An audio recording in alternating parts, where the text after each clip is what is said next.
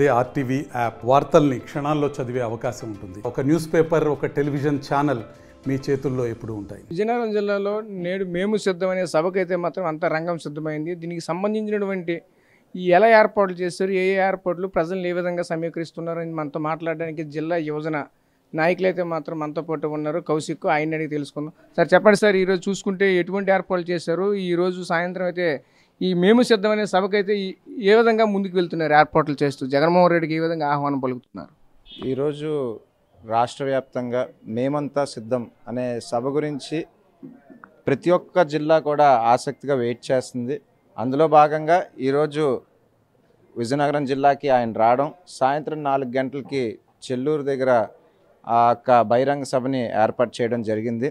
అందులో భాగంగా యావత్ జిల్లా ప్రజలందరూ కూడా పెద్ద ఎత్తున తరలి ఆయన ఒక్కసారి కలాలి, ఆయన ఒక్కసారి చూడాలి. ఈ రాష్ట్ర ముఖ్యమంత్రి అనే వ్యక్తి మనకింత మంచి చేసిన వ్యక్తి, ఈ వ్యక్తిని మనం ఒక్కసారి కలిసి మనం మళ్ళీ ఒకసారి మిమ్మల్నే గెలిపించుకుంటామని చెప్పేసి ఆయనకి సభాముఖంగా ప్రజలందరూ కూడా ఆయనకి మద్దతు తెలపడానికి చాలా ఉత్సాహంగా ఉన్నారని చెప్పేసి తెలియజేసుకుంటున్నాం.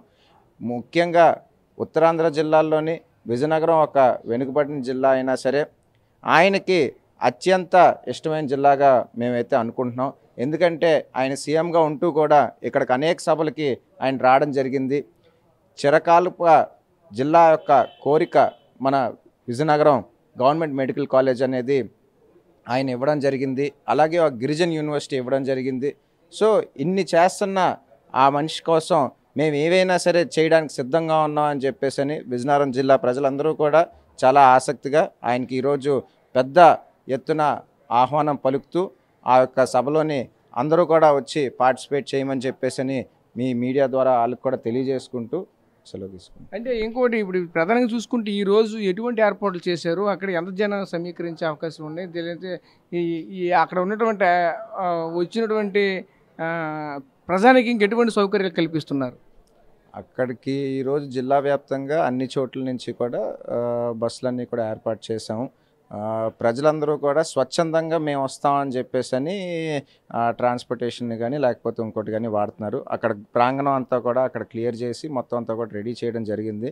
మీరు ఇక్కడ మనం మాట్లాడుకునే దానికన్నా ఆ ప్రాంగణంలో కలిసి మాట్లాడుకుంటే దాని గురించి పూర్తి వివరాలు మీకు ఇంకా ఇవ్వడానికి అవకాశం ఉంటుంది.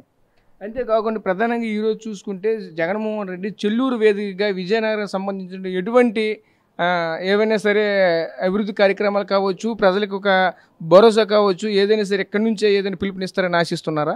అది మేమందరం కూడా చాలా ఆసక్తిగా ఎదురు చూస్తున్నాము ఈరోజు సభ. ఎందుకంటే ప్రతి ఒక్క జిల్లాలోని కూడా మేము చూసాము ఆయన తాలూకా వైబ్రెంట్ స్పీచ్ ఏ రకంగా ప్రజలందరినీ కూడా ఆకర్షించుకున్నదో.